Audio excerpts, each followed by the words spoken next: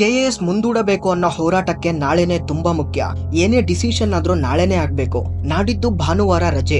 ಇನ್ನು ಈ ಬಾರಿ ಎಕ್ಸಾಮ್ ಸೆಂಟರ್ಗಳನ್ನ ತುಂಬಾ ದೂರ ಹಾಕಿರೋದ್ರಿಂದ ಒಂದು ದಿನ ಮುಂಚೆನೆ ವಿದ್ಯಾರ್ಥಿಗಳು ಟ್ರಾವೆಲ್ ಮಾಡ್ಬೇಕಾಗುತ್ತೆ. ನಂದು ಚಿತ್ರದುರ್ಗ, ಬಟ್ ನನ್ನ ಎಕ್ಸಾಮ್ ಸೆಂಟರ್ ಮಂಗಳೂರಲ್ಲಿದೆ.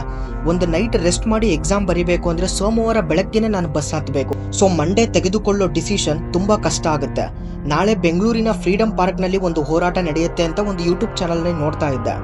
ದಯವಿಟ್ಟು KPSC ಅಧಿಕಾರಿಗಳಿಗೆ ಕೇಳ್ಕೊಳ್ಳೋದು ಇಷ್ಟೇ, ನಾಳೆನೇ ಒಂದು ಡಿಸಿಷನ್ ಅನ್ನ ತಗೊಳ್ಳಿ.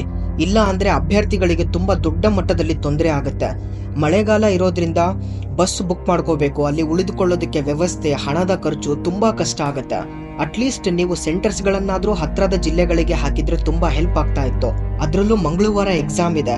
ಪ್ರೈವೇಟ್ ಕಂಪನಿಗಳಲ್ಲಿ ವರ್ಕ್ ಮಾಡ್ತಾ ಇರೋರಿಗೆ ರಜೆ ತೆಗೆದುಕೊಳ್ಳೋದು ತುಂಬಾ ಕಷ್ಟ ಆಗಿದೆ. ದಯವಿಟ್ಟು KPSC ಅಧಿಕಾರಿಗಳೇ ಬೇಗ ಒಂದು ಡಿಸಿಷನ್ ಅನ್ನ ತಗೊಳ್ಳಿ. ವಿಡಿಯೋ ಎಷ್ಟಾಗುತ್ತೋ ಅಷ್ಟು ಶೇರ್ ಮಾಡಿ. ಧನ್ಯವಾದಗಳು.